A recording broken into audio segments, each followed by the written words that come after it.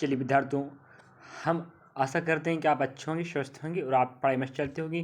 जैसे आपको विदित है कि हम आपके लिए एसएसजीडी कांस्टेबल 2024 का पीवाईक्यू हल करवा रहे हैं, जो आपका 2025 भर्ती में काम आने वाला है। जैसे आपको पता है कि 20 फरवरी 2024 से एग्ज़ाम शुरू हुए थे, पिछले साल की बात हो रही है, और इस बार हमारा अभी फरवरी चालू होने वाला है एग्ज़ाम 4 फरवरी से।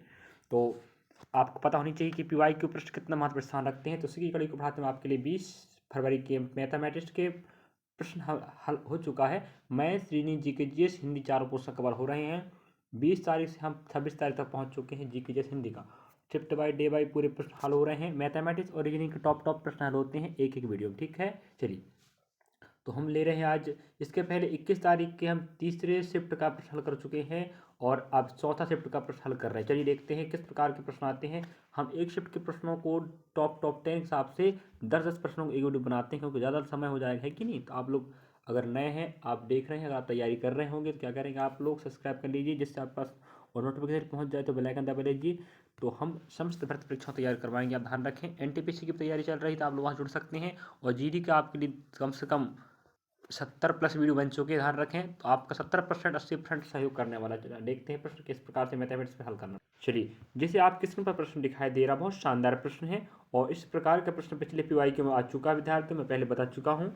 तो हमें कह रहा है कि इस प्रकार का प्रश्न पूछ चुका है। ध्यान रखें, अगर आप पूरे पीवाईक्यू प्रश्न मेरे वीडियो को देख रहे हैं तो मैं 100% गारंटी के 70-80% गारंटी दे सकता हूँ कि इसी कॉन्सेप्ट से और इसे ही पैटर्न फॉलो करके एग्जाम प्रश्न आता है, तो आप 70-80% नंबर इंक्रीज कर सकते हो। चलिए, और आप पढ़ेंगे तभी तो ना। अब हमें आपको दिखाना है किस प्रकार प्रश्न होता है।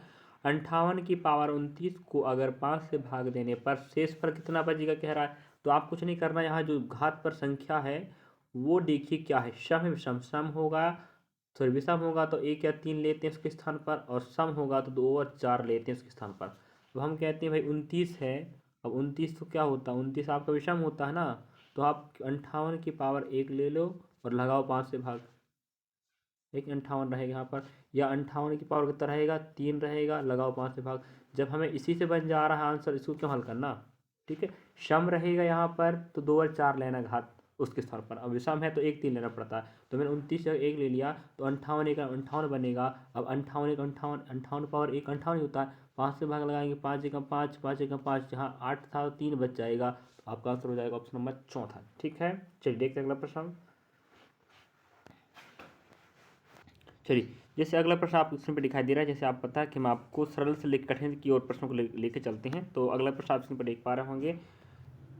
चलिए, 2 कारें एक ही बिंदु से चलना शुरू करती हैं, एक दूसरे के विपरीत दिशा में यात्रा करती हैं। यदि एक कार की चाल 40 किलोमीटर पर आवर्स है और दूसरी की 50 किलोमीटर पर आवर्स है, तो वे 5 घंटे बाद दोनों एक दूसरे से कितनी दूरी पर होंगे, जी कह रहा। अब हमें एक बिंदु लेना है, ठीक है। यहाँ से आपको दोनों को चलाना, एक विपरीत जाएगा, एक इधर जा रहा है जिसकी चाल 40 से पहले की, एक इधर जाएगा जिसकी चाल कितनी है, 50 है। अब हमें पहली बात फार्मूला पता होना चाहिए। दूरी समय चाल का रहता है तो एच बराबर D/T होता है। इसका मतलब है चाल बराबर दूरी बट समय। तो क्या करना है, जब 2 व्यक्ति हो या 2 वाहन हो या कोई 2 गाड़ियां हो, जब विपरीत दिशा में चले तो चालें आपस में क्या जुड़ता है, और समान दिशा में चालें घटती हैं, तो विपरीत दिशा चल रहे हैं तो भाई 40 और 50 हो जाएगा 90। तो चाल क्या हो जाएगा, स्पीड 90 हो जाएगा, ठीक है। अब अपन 1 लगा लेते हैं, कोई दिक्कत थोड़ी है कि नहीं। अब हमें दूरियां पता करना है तो D का D हो जाएगा, और समय हमें बोला 5 घंटे बाद, तो भाई T का 5 बैठ गया, 5 नाम 45 आया, 450 ये हो गया। तो 450 किलोमीटर डिस्टेंस होने वाला था 5 घंटे चलने के बाद, ठीक है। इस प्रकार से हल करना था। चलिए अगला प्रश्न देखते हैं। अगला प्रश्न आपको यहाँ पर दिखा दे रहा, प्रश्न क्रम 19 है, जो आपका एसआई का प्रश्न है। और एसआई का हो चाहे सीआई का प्रश्न हो, एक एक प्रश्न आने की संभावना रहती है। हर शिफ्ट में प्रश्न आ ही रहा। और पहली बात, एक खिलौने का वास्तविक मूल्य $25 है, लेकिन यह 30% की छूट के साथ बेचा जा रहा है। तो खिलौने का विक्रय मूल्य पूछ रहा है। यही पैटर्न फॉलो करके बार बार प्रश्न दे रहा है। इसमें अगर आप समझेंगे नहीं तो इससे आप गलती हो जाएगी। हमें 30% छूट कह रहा है तो हमें परसेंट से हल करना है। तो परसेंट 30% कहता है, मैं होता हूँ 3/10। इसका मतलब आप लिखेंगे 10 रुपये की वस्तु पर 3 की छूट मिल रही है। इसका मतलब है 10 रुपये था, उस पर 3 छूट मिलेगा। तो कहने का मतलब ये है कि 7 पर मैच हो गया आप उसको, कि नहीं, बताओ, है कि नहीं। हमें समझ में आ रहा है, आपको समझ में आनी चाहिए कि विक्रय मूल्य ज्ञात करो कह रहा है, मतलब 30% का छूट पर बेचते हो, मतलब 3/10 होता है, तो 3/10 कह रहा है 10 रुपये के सामान को आप 3 छूट पर बेचोगे, मतलब 7 रुपये पर। अब हमें 10 क्या बता रहा, 10 बता रहा सीपी के बारे में, और 3 बता रहा है छूट के बारे में। तो वही 10 में से 3 जाएगा, 7 ही बचेगा जो विक्रय मूल्य होगा। तो यहाँ 7 विक्रय मूल्य बता रहा है, 10 आपका क्या बता रहा है, एससीपी बता रहा है। इसका कहने का मतलब है अनुपाती मान 10 है, मतलब नकली मान कह सकते हैं। रियली मान कितना है, सीपी 25 है, तो 10 के बराबर 25 रख देते हैं, है कि नहीं। अब यहाँ हमें क्या निकालना है, एसपी निकालना, तो एक्स मान लो कोई दिक्कत थोड़ी। जैसे आप क्या करते हैं, यहाँ 25 और 7 गुणा करेंगे तो कितना बनेगा, 175 बनेगा, है कि नहीं, 175 बन जाएगा। और आपके पास जो 10x हो जाएगा, तो यहाँ 175 बराबर 10x बन जाएगा। और रही बात यहाँ पर, अब हम क्या करेंगे, यहाँ 10x है, 10 को यहाँ पक्षांतर करोगे तो भाई 10 यहाँ पॉइंट लगा देगा, 17.5%। तो क्या होगा, खिलौने का विक्रय मूल्य हो जाएगा $17.5। ठीक है, इस प्रकार इस प्रश्न हल करना था परसेंटेज से। चलिए आगे बढ़ते हैं। अगला प्रश्न आपको इसमें दिखाई दे रहा है, तो हम आपको बता दें 21 तारीख की शिफ्ट नंबर 4 का हल कर रहे हैं प्रश्न, और एक वीडियो में कम से कम 10 प्रश्न लेते हैं टॉप, और वो भी हम सिस्टमेटिक सरल से कठिन को लेकर चलते हैं। तो आपको इसमें दिखाई दे रहा प्रश्न, इस प्रश्न इसकी जैसे प्रश्न सेम टू सेम हमें पिछली शिफ्ट मिला था। पिछली शिफ्ट में हमें बोला था एचसीएफ बताओ, यहाँ एलसीएम पूछ रहा है, तो एलसीएम में हमें बड़ा से बड़ा मान देखना है। एचसीएफ में कॉमन देखना पड़ता है कि नहीं, और यही पैटर्न फॉलो करके पूछा था, वहाँ एचसीएफ पूछा था, एलसीएम पूछ रहा, तो एलसीएम में हमें क्या करना है, बड़ा से बड़ा मान चाहिए। तो यहाँ 2 की पावर 4, जी भाई 2 की पावर 4 गुणा 3 की पावर 3, ये एक अलग संख्या का डाटा है, गुणनखंड रूप है ना, और जे अलग डाटा का, जे अलग डाटा का। अब इन तीनों में तुलना करते हैं हम, तो क्या समझ में आता है आपको, देखिए हमें 2 की पावर 4, यहाँ 2 की पावर 5, यहाँ 2 की पावर 5 है, तो सबसे बड़ा कौन है भाई, हमें बड़ा वाला चाहिए। दो दो सब जगह है, तो बड़ा वाला हम 2 की पावर 5।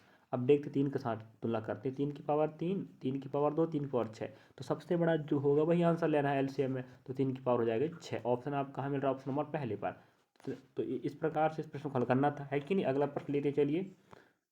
अब अगला प्रश्न आप इसमें देख पा रहे हैं, बिल्कुल सेम टू सेम यही प्रश्न का जो कॉन्सेप्ट है, इसी प्रकार का पैटर्न का प्रश्न पिछले पीवाईक्यू में आया था। तो अगर आप पिछला पीवाईक्यू देखे होंगे तो आप समझ आए होगा, या यह हाँ इसी प्रकार का प्रश्न पूछा था। हमें बोल रहा है क्रय मूल्य और विक्रय मूल्य के बीच अंतर दे के रखा है 132 रुपया, मतलब एचपी और सीपी का जो अंतर हमें दे के रखा है।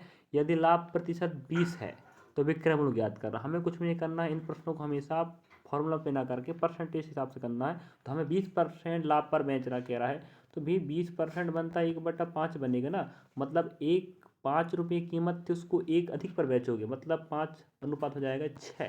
समझे नहीं समझे भाई, 20% लाभ, 20% मतलब 1/5 होता है, तो 5 की वस्तु को आप 1 लाख पर बेचो, मतलब 6 रुपये पर। तो आपका सीपी हो जाएगा 5 रुपये अनुपाती मान, और 6 हो जाएगा आपका एसपी हो जाएगा अनुपाती मान। अब हमें पता है, आपको पता दिख रहा होगा कि उन दोनों का अंतर कितना है भाई, एसपी सीपी का अंतर दिया ना। यहाँ देखो एसपी 5 अनुपात में है, सीपी 5 अनुपात में है, एसपी आपका कितना है 6 अनुपात में। अगर दोनों का अंतर देखें तो 1 बनेगा, लेकिन जो नकली मान कह सकते हैं, रियली मान आपका कितना 132 अंतर है कि नहीं। अब हमें जिसका मान पूछ रहा है उसको देखते हैं। विक्रय मूल्य कह रहा है, तो विक्रय मूल्य का अनुपाती मान 6 है।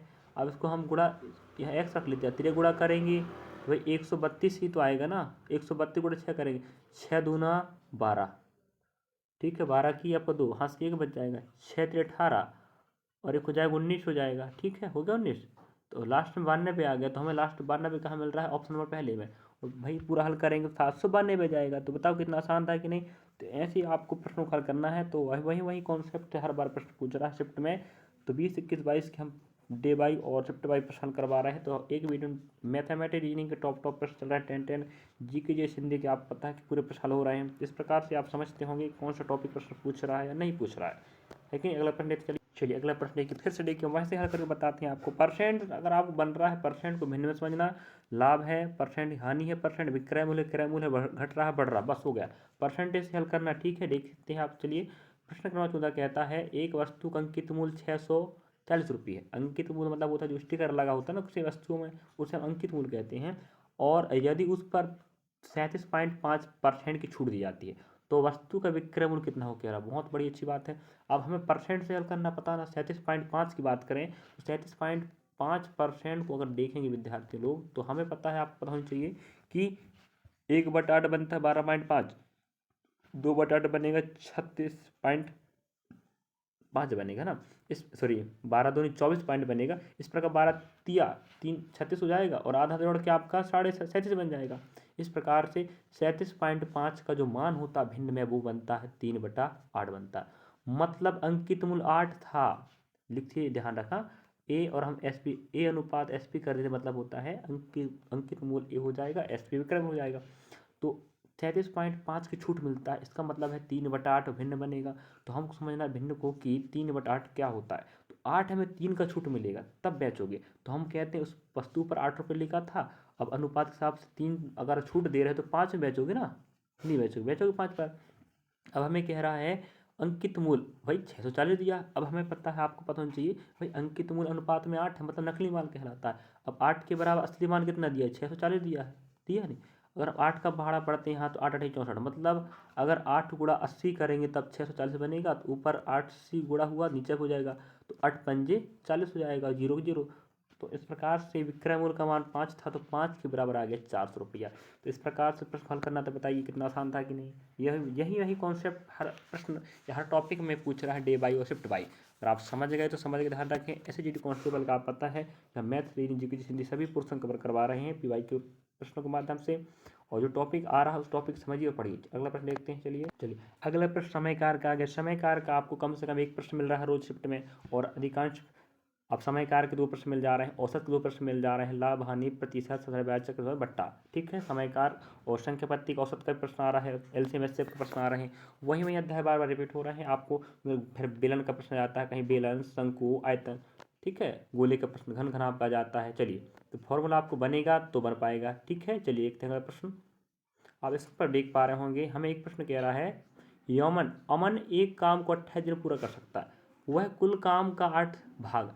अगर इस प्रकार का प्रश्न है विद्यार्थियों, तो जो टोटल दिन होता है ना, जैसे अमन बात करें, अमन क्या करता है एक काम को 28 दिन में। अब ध्यान रखें, जो समय होता है वही टोटल कार्य बनता है। ठीक है, इस प्रकार प्रश्नों में तो 28 दिन पूरा करता था, हम कह रहे हैं एक दिन में एक काम करता होगा, है कि नहीं। तो 28 दिन लगा रहा, मतलब टोटल कार्य 28 रहा होगा। अब अमन को ही कहता है वो कि आपको काम करना सिर्फ 8 दिन। तो हम कहते हैं अमन 8 दिन काम करता है भाई, तो हम कह रहे हैं टी ही तो उसका वर्क होता है, तो भाई टी वर्क हो गया, 8 दिन 8 काम। अब हमें कह रहा है वो 8 दिन में कितना हिस्सा काम, हिस्सा की बात कर दिया, तो आपको पता होनी चाहिए 28 टोटल काम है, 28 में 8 ही तो काम किया है ना।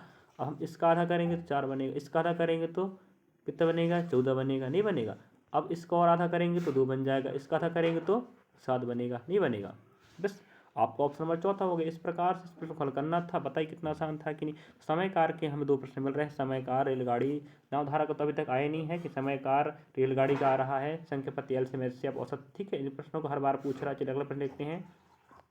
चलिए अगला प्रश्न आपके इसमें दिखाई दे रहा है कि हमें बोल रहा है 12 प्रश्न 4 घंटियां हैं। देखो घंटी वाला प्रश्न भी आता है, और आपका जो ट्रैफिक लाइट वाला प्रश्न भी आता है कि 3 बत्तियां एक साथ 6 बजे जली थी, अगली बार कब जलेंगी। तो कुछ नहीं करना है, सिर्फ एलसीएम लेना। ठीक है, एलसीएम ही उनका आंसर होता है, क्योंकि वो एलसीएम ऐसी संख्या होती है जो उन संख्याओं में कहीं ना कहीं आ ही जाता है, तो वो एलसीएम ही उनका आंसर सही होता है। अब हमें बोल रहे हैं 4 घंटियां हैं, जो पहली 6 सेकंड बजती है, अगली 8 9 10 इस प्रकार से बजती हैं समय अंतराल पर। ठीक है, सभी घंटियाँ एक ही समय पर बजती हैं। कह रहा है कितने मिनट के बाद वे पुनः एक साथ बजेंगे। कुछ भी नहीं करने का, 6 है, 8 है और 9 है और 10 है, इनका सिर्फ क्या निकालने का, एलसीएम। जो एलसीएम होता है वही आंसर होता है। तो हमारे पास यहाँ दिया है सेकेंड, 6 8 9 सेकंड में समय दिया है, तो जो भी डाटा आएगा वो सेकंड में आएगा। लेकिन हमें प्रश्न पूछ रहा है भैया सेकंड नहीं, मिनट पूछ रहा है। तो इन दोनों, इन सब का एलसीएम आएगा विद्यार्थी 360 आएगा, ध्यान रखें, है ना।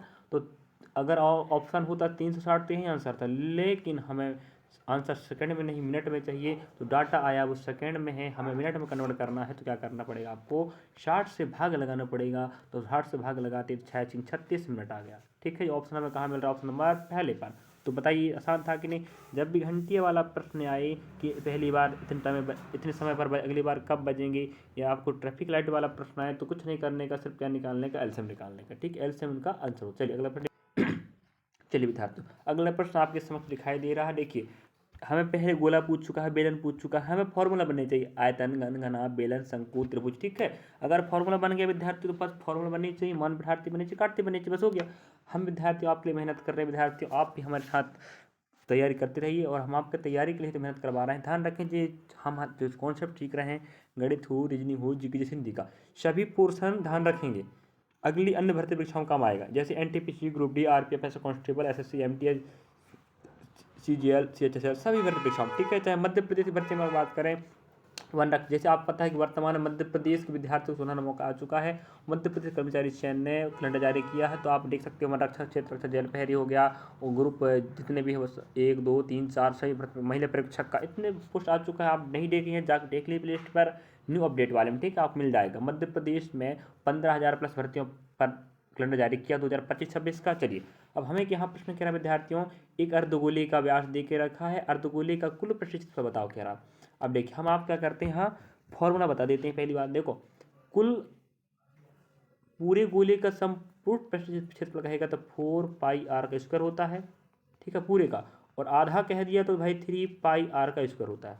समझे, फॉर्मूला लिख लीजिए भैया, बगल में कॉपी रखा करो आप लोग। ठीक है, अगर आपको वीडियो अच्छा लगा तो जरूर लाइक सब्सक्राइब शेयर करें। विद्यार्थियों हम आपका सहयोग की आकांक्षा रखते हैं, हम आपका सहयोग प्रदान कर रहे हैं निःशुल्क रूप में, और ऐसे विद्यार्थी पास शेयर करें जो विद्यार्थी पढ़ नहीं पा रहे हैं। अगर हमारा डाटा आपको अच्छा लगता हो जरूर कमेंट बॉक्स में कमेंट कीजिए, सर आप जो पढ़ा रहे हैं सही गलत है, और जरूर लाइक सब्सक्राइब करें विद्यार्थियों। चलिए, और जो हम होमवर्क देते हैं तो जरूर होमवर्क किया करें आप लोग, है कि नहीं, हम आपकी मेहनत कर रहे हैं। बताओ, चारों क्वेश्चन कवर करवा 70 प्लस वीडियो बना चुका हूँ मैं, और हम एनटीपीसी की पीवाई की भी हल करवा रहे हैं, ध्यान रखें। और जो हम जीडी की हल कर रहे हैं, जीके जैसे हिंदी रीजनिंग, हिंदी छोड़ के तीनों पोर्शन हमें एनटीपीसी में भी काम देने वाला, ध्यान रखेंगे। देखिएगा, अब हमें बोल रहा है इसको नहीं काम करने का, ऑप्शन नंबर सॉरी, हमें कह रहा है 3 पाई आर का स्क्वायर आएगा, 3 का 3 हो जाएगा, पाई का मान 22/7 होता है, गुणा आर, आर का मान रखना है पहली बार। ठीक है, तो हमें आपको दिखाई देनी चाहिए कि आर का मान कितना आपके पास, बताओ। आर का मान भैया 21/2 बैठेगा, ये तो व्यास है ना, है कि नहीं, और 2 आर, 2 बार आर तो 21/2 बैठ जाएगा। यहाँ 7 3 21 हो जाएगा। ठीक है, यहाँ 2 एकम 2 हो जाएगा। इस प्रकार से जी 11 अब देखो कितना बच्चा है, 11 33 ना, ये 33 बचेगा अपने पास गुणा में, और यहाँ हमारे पास बच्चा है 21 बचा पूरा ना, 21 बच्चा, हाँ नीचे आपके पास 2 बचा है, ध्यान रखें भाई, और ये बचा है 3 एकम 3 3 दूना 6, 3 एकम 3 3 दूना 6, तो 33 गुणा 63 बचा है, बचा नहीं बचा है, नहीं नहीं नहीं, हाँ ठीक ठीक बचा है, 33 गुणा 63, तो हमारे पास बचा विद्यार्थियों 33 गुणा 63/2 बचा। तो मैं तो कहता हूँ अब आएंगे तो आप हल ही कर सकते हो ना, ऑप्शन आपको मिलने चाहिए चौथा। हम फॉर्मूला फिर बैठा देते हैं, अगर कहीं गलती हुआ तो आप देख सकते हो, और उसको सुधार करने का काम आपका हो जाएगा। ठीक है, 3 पाई आर का स्क्वायर, 3 का 3 बैठेगा, पाई का मान 22/7 बैठेगा, आर का मान त्रिज्या कह रहा, त्रिज्या हमारे पास है नहीं है, तो 21 दिया है तो 21/2, भाई व्यास का त्रिज्या होता है, 21/2, 21/2 करेंगे तो वो इस प्रकार निकल के आया है। तो इसको पूरा हल करके आपको बताना है आंसर डी है या नहीं। ठीक है, तो आप समझ गए ना। चलिए अगला प्रश्न देखते हैं। चलिए अगला प्रश्न उसी शिफ्ट का, हम आपको टॉप 10 प्रश्न हल करवाते हैं मैथमेटिक्स का। तो इस प्रकार से आप अगर सहयोग बनाए रखिए विद्यार्थी, हम आपके लिए सहयोग प्रदान करते रहेंगे। ऐसी अन्य भर्ती परीक्षाओं को भी हम आपके लिए डाटा लाते रहेंगे। चलिए एनटीपीसी और एसएसजीडी का तो हम पीवाई हल करवा ही रहे हैं। चलिए, तो देख सकते हैं आप उसके पर हमें कह रहा है प्रथम 31, भाई विषम संख्या मतलब 1 3 5 7 9 11 इस प्रकार से क्रम से बढ़ते रहेंगे। तो हमें बोल रहा है 31 तक, 31 को भी शामिल करना है, आपको देखना है, एक से लगा के आप बढ़ते चलेंगे कहाँ तक, 31 तक। इन सभी संख्याओं का औसत निकालो कह रहा है। तो औसत क्या होता है पहले पता होना चाहिए। पहली बात तो आपको औसत कैसे निकालते हैं वो पता होना चाहिए, और औसत निकालने के बाद आपको डाटा पता होनी चाहिए। डाटा हमें क्या कह रखा है, प्रथम मतलब शुरुआत से लगा के, शुरुआत कहाँ से 1 से होता है, 1 2 3 4 5, इस बढ़ते बढ़ते बढ़ते, सॉरी 3 नहीं आएगा, 1 3 5 7 9 बढ़ते बढ़ते कहाँ तक जाएगा, 31 तक जाएगा। इन सब का औसत चाहिए। औसत कहता है एवरेज बराबर होता है, तो कुल आंकड़े क्या होता है, कुल आंकड़ों का योग। ठीक है, योग रहेगा, और कुल आंकड़ों की संख्या, कितने आंकड़े। ठीक है, तो हमें पता होनी चाहिए, आप पता होनी चाहिए, विषम संख्या आपको जाना है। आपके लिए होमवर्क मिलता है ये वाला भी, 1 से लगा के 31 तक जाइए और सबको जोड़ दीजिए। ठीक है, जोड़ने के बाद आपको कुल आंकड़े देखना कितना है और भाग लगा दीजिए, आपका आंसर हो जाएगा 31। नहीं आएगा तो फिर बोलना ठीक है, इतना तो कर सकते हो ना भाई। सभी हम ही हल करके बताएं तो आप क्या करोगे फिर बताइए, है कि नहीं। तो आप प्रयास करना, आप भी हल कर रहे हैं, हम आपको सपोर्ट कर रहे हैं, आपको हिंट दे दिए ना। ठीक है, चलिए अगला प्रश्न देखते हैं। चलिए विद्यार्थियों, तो हम टॉप 10 हमारा 10 प्रश्न हो चुके हैं। तो हम क्या करेंगे, अब विराम देते हैं, क्योंकि एक शिफ्ट में 20 प्रश्न होते हैं, तो 20 प्रश्नों को समझाने में थोड़ा सा समय लग जाएगा। तो समय ज़्यादा लग, जैसे देखो 10 प्रश्नों को समझाने में आप 20 मिनट लग गया, और रहेगा 10 तो और 20 25 मतलब 50 मिनट तक पहुंच सकता है, तो लंबा टाइम हो जाएगा, तो आप देखोगे नहीं, है कि नहीं। तो हम सोचते हैं कम समय में आपको 10 प्रश्न ला के आपको कॉन्सेप्ट क्लियर कर लें। विद्यार्थी तो फिर बोल रहा हूँ आप बार बार में, टॉप 10 वीडियो मैथ रीडिंग चल रहे हैं। जीके हिंदी के पूरे 20 के 20 प्रश्न 20 से चालू हो चुका है, जो 26 तक पहुंच चुका है। आप 26 कंप्लीट हो चुके हैं चारों शिफ्ट के, शिफ्ट बाय डे बाय हल हो चुका है। आप जाके देखिए और समझिए प्रश्नों को पीवाई क्योंकि किस कॉन्सेप्ट से प्रश्न पूछ रहा है, या किस प्रकार पैटर्न फॉलो किया है, कौन सा टॉपिक ले रहा है। बस इतना मेहनत कर लीजिए विद्यार्थी, हम आपको बता दें आप 70% इंक्रीज हो जाएगा नंबर। बस देखते चलिए पीवाई की वीडियो। ट्रक हौसला वो मंजर भी आएगा, तो मंजर लाना है तो भाई पढ़ना पड़ेगा। चलिए अगला वीडियो लेके चलते हैं, आप लेके चलेंगे हम मैथमेटिक्स नहीं जो कभी। चलिए थैंक यू धन्यवाद विद्यार्थियों।